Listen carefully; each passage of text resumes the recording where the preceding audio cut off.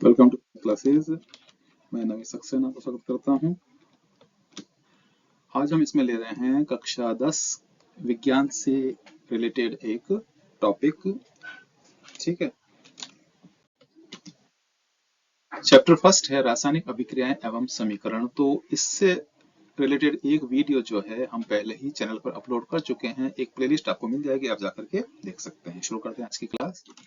आज के जो टॉपिक इसमें हम लेने वाले हैं वो है रासायनिक अभिक्रियाओं के प्रकार और परीक्षा में पूछे जाने वाले प्रश्न, यानी कि इन रासायनिक अभिक्रियाओं पर कौन कौन से ऐसे प्रश्न बन सकते हैं जो परीक्षा में पूछे जा सकते हैं। ठीक है, तो रासायनिक अभिक्रियाएं जो हैं संयोजन अभिक्रिया, वियोजन या अपघटन अभिक्रिया, विस्थापन अभिक्रिया और द्विविस्थापन अभिक्रिया। ठीक है, तो इसमें हम ये चार जो बेसिक, ठीक है, जो अभिक्रियाएं हैं उनको डिस्कस करने वाले हैं, उनको पढ़ने वाले हैं। ठीक है, वैसे हमारे इस पाठ के अंदर और भी रासायनिक अभिक्रियाएं हैं, ठीक है, लेकिन उनको हम बाद में डिस्कस करेंगे, बाद में समझेंगे। ठीक है, लेकिन मूल रूप से ये चार अभिक्रियाएं हैं। ओके, संयोजन अभिक्रिया वह रासायनिक अभिक्रिया जिसमें दो पदार्थ मिलकर एक नया पदार्थ बनाते हैं, उसे अपन संयोजन अभिक्रिया करते हैं। ठीक है, संयोजन का मतलब होता है जुड़ जाना। तो इसमें क्या होता है कि दो पदार्थ हैं, यानी हमारे पास में क्रिया कारक हैं, या जिसको अपन अभिक्रिया जो है अभिकारक भी कहते हैं, वो जब क्रिया करते हैं और मिल करके वो एक पदार्थ बनाते हैं, इसको हम संयोजन अभिक्रिया कहते हैं। तो ये इसकी बहुत ही सरल परिभाषा हो गई। संयोजन अभिक्रिया के एग्जांपल्स देखते हैं। देखिए, इसमें मैग्नीशियम एक पदार्थ है या तत्व है और एक ऑक्सीजन है, दोनों आपस में क्रिया करते हैं, दोनों का संयोजन होता है और मैग्नीशियम ऑक्साइड का निर्माण होता है। ठीक है, तो इसमें मैग्नीशियम ऑक्साइड बन जाता है, तो ये एक पदार्थ बना, यानी कि ये संयोजन अभिक्रिया है। दूसरा एग्जाम्पल हमारे पास में है, हाइड्रोजन ऑक्सीजन से क्रिया करता है, यानी संयोजन करता है और जल का यानी पानी का निर्माण करता है। तीसरा आप एग्जाम्पल देख सकते हैं, नाइट्रोजन गैस हाइड्रोजन गैस से क्रिया करती है और अमोनिया एक गैस का निर्माण होता है। तो आप ये देख रहे हैं कि तीनों ही अभिक्रियाओं में बनने वाला पदार्थ एक ही है। एक नया पदार्थ बना मैग्नीशियम ऑक्साइड, एक नया पदार्थ बना जल और एक नया पदार्थ बना अमोनिया। तो ये क्या हो गई? संयोजन अभिक्रिया। वियोजन या अपघटन अभिक्रिया। अपघटन का अर्थ होता है टूट जाना।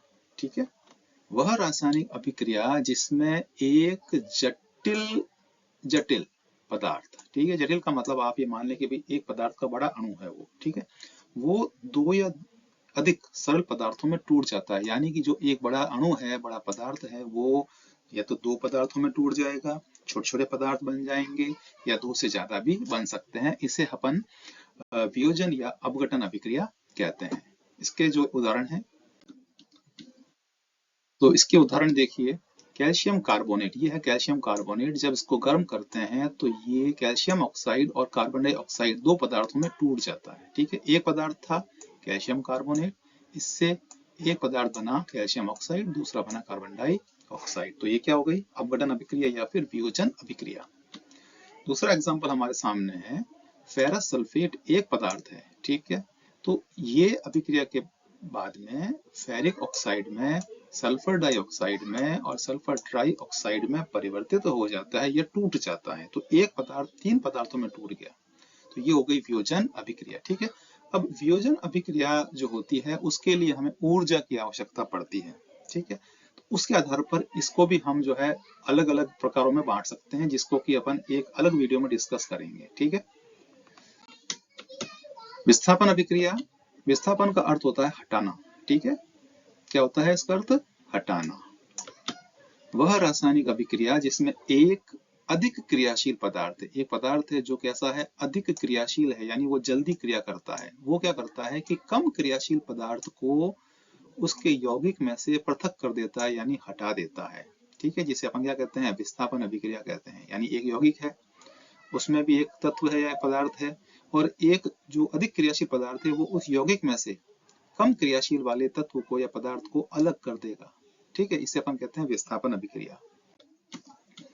विस्थापन अभिक्रिया के उदाहरण देखिए, यहाँ पर देखिए, ये है Fe यानी लोहा, इसको आयरन कहते हैं, और ये है कॉपर सल्फेट, ये एक यौगिक है। ठीक है, यहाँ पर Fe जो है यानी लोहा जो है वो इस कॉपर Cu जो तांबा होता है इससे ज्यादा क्रियाशील है।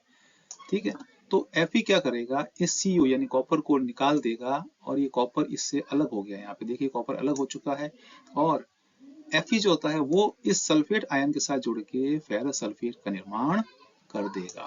क्या बन जाएगा, ये फेरस सल्फेट बन जाएगा।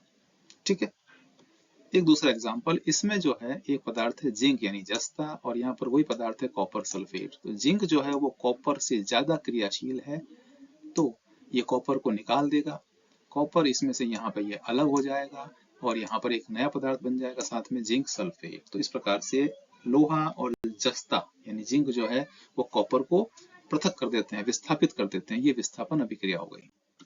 द्विविस्थापन अभिक्रिया वह रासायनिक अभिक्रिया जिसमें दो अभिकारक होते हैं यानी यौगिक होते हैं कि आयनों का परस्पर विनिमय होता है। परस्पर विनिमय का मतलब हो गया एक्सचेंज हो गया। क्या हो गया, एक्सचेंज। मान लीजिए एक पदार्थ हमारे पास में यौगिक A है और दूसरा क्या है, दूसरा B है। ठीक है, इसके आयन B में चले जाएंगे और B के आयन A में ट्रांसफर हो जाएंगे, एक्सचेंज हो जाएंगे, ये अदला बदली हो जाएगी। ठीक है ना, और जिससे नए पदार्थ बन जाएंगे। ये क्या हो गई, द्विविस्थापन। एग्जाम्पल देखिए आप, यहाँ पर देखिए सोडियम सल्फेट एक यौगिक है और बेरियम क्लोराइड एक यौगिक है। तो यहाँ पर क्या होता है, सोडियम आयन जो होता है वो बेरियम की जगह पर आ जाता है यहाँ। ठीक है, और जो बेरियम है वो यहाँ सोडियम की जगह आ जाएगा, दोनों ने स्थान बदल लिया। तो अब देखो सोडियम बेरियम की जगह आया, क्लोरीन से जुड़ गया तो क्या बना, सोडियम क्लोराइड। ये जो बेरियम है वो सल्फेट के साथ जुड़ा, क्या बन गया, बेरियम सल्फेट। तो इस प्रकार से क्या हुआ, ये आयनों का विनिमय हो गया। तो ये हो गया द्विविस्थापन अभिक्रिया। ओके,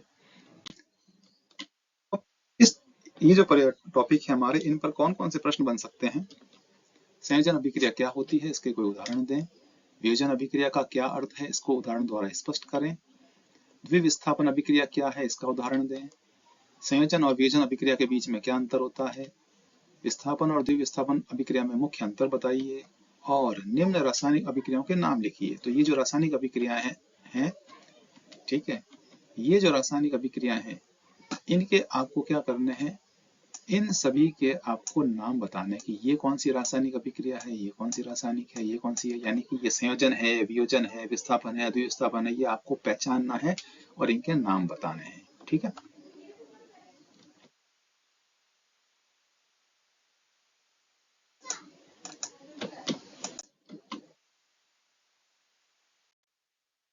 अगर आपको वीडियो पसंद आता है तो चैनल को सब्सक्राइब कीजिए, लाइक कीजिए और शेयर कीजिए। साई क्लासेस, मिलते हैं अब नेक्स्ट वीडियो में।